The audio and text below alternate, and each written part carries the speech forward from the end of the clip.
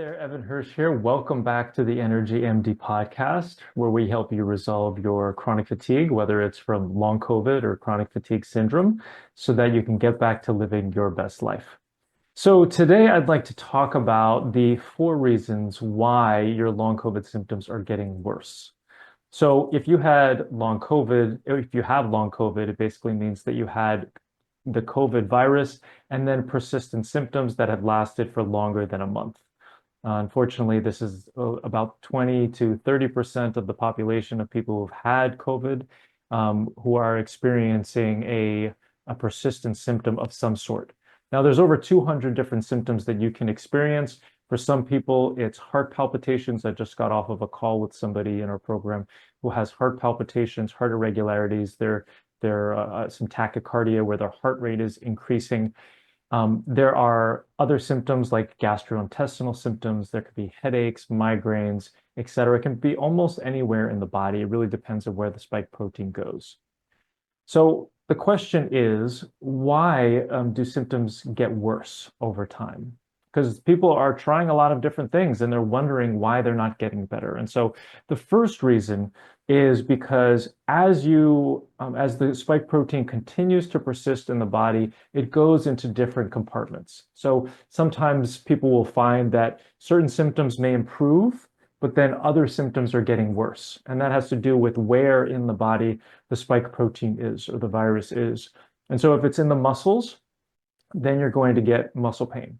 If it's in the brain or the blood flow to the brain, maybe the blood vessels, and it's compromising the flow to the brain, sometimes that can cause headaches or migraines.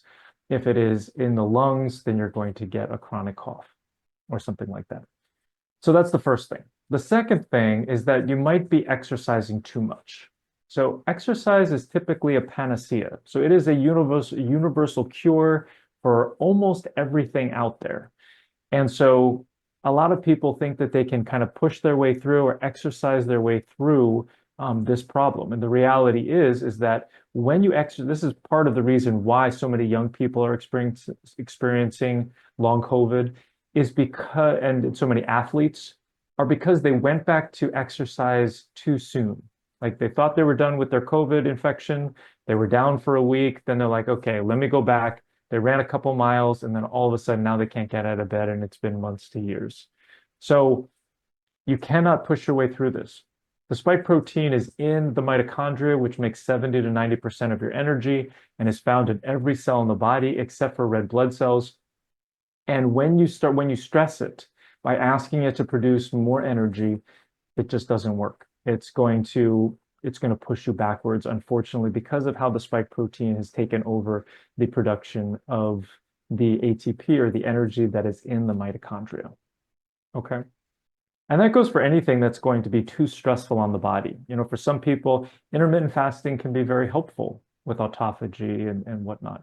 But for other people, intermittent fasting, other kinds of fasting, exercise, these can be stressful on the body. And consequently, when you have the spike protein and you have long COVID, your stress management abilities are compromised.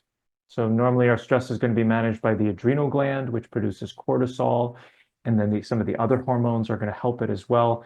But the reality is that when you are stressed out and when you have fatigue and some of these other symptoms of long COVID, your stress management system, those hormones are deficient because they've kind of been wasted. They've been trying to put out the fire of long COVID now for months to years, and they're done. And so consequently, you can't deal with the stress.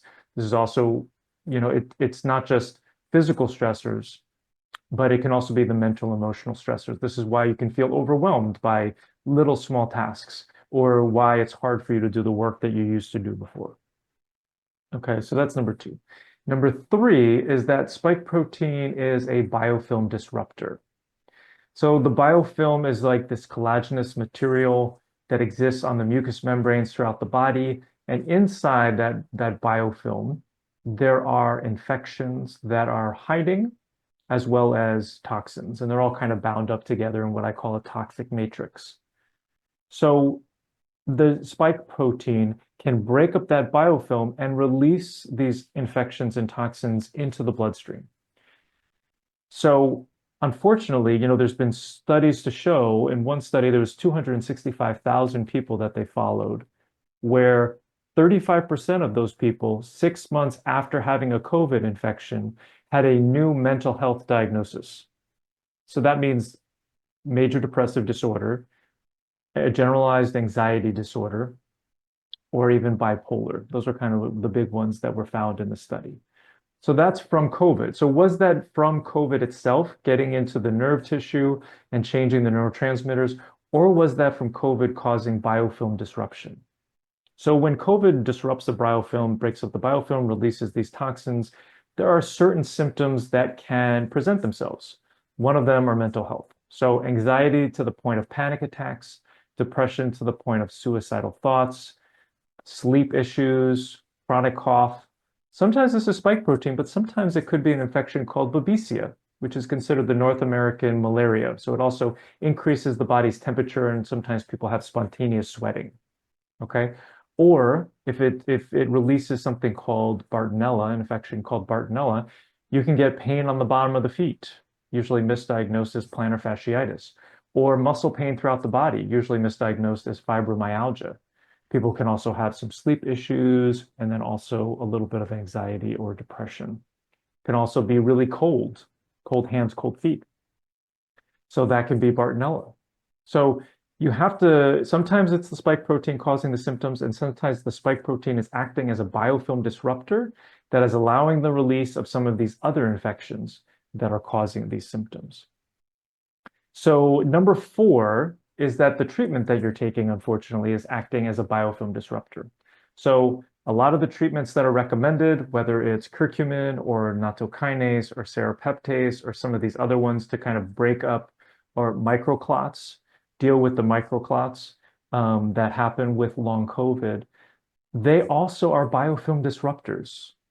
So if you're getting very aggressive with some of those treatments, that can break up the biofilm and release these other infections, or other treatments that are indiscriminate antimicrobials. So if you're taking ozone therapy or high dose IV vitamin C or hyperbaric oxygen therapy, these are all treatments that can kill infections.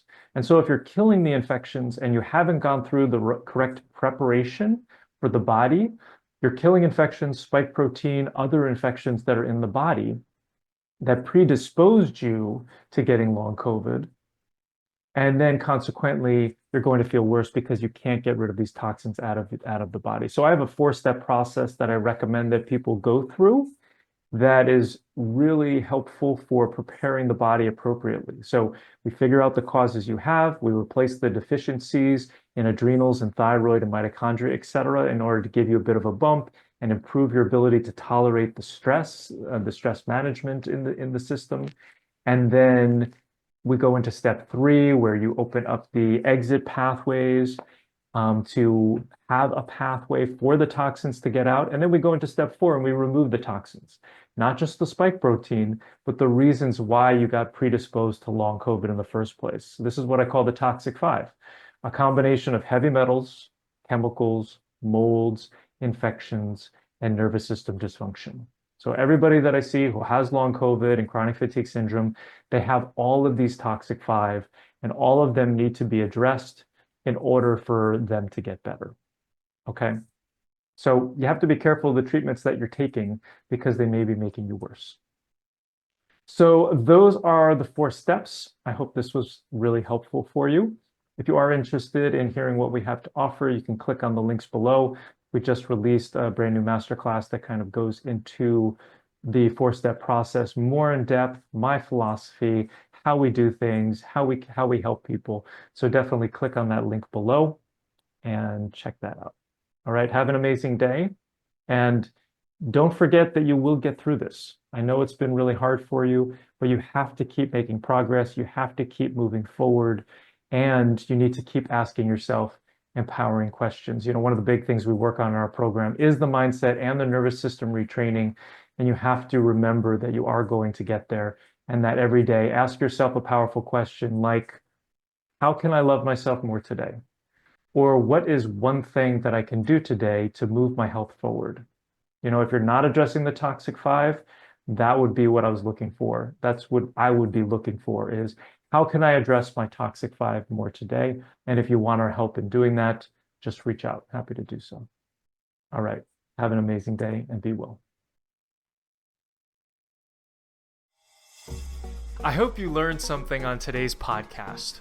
If you did, please share it with your friends and family and leave us a 5-star review on iTunes. It's really helpful for getting this information out to more people who desperately need it.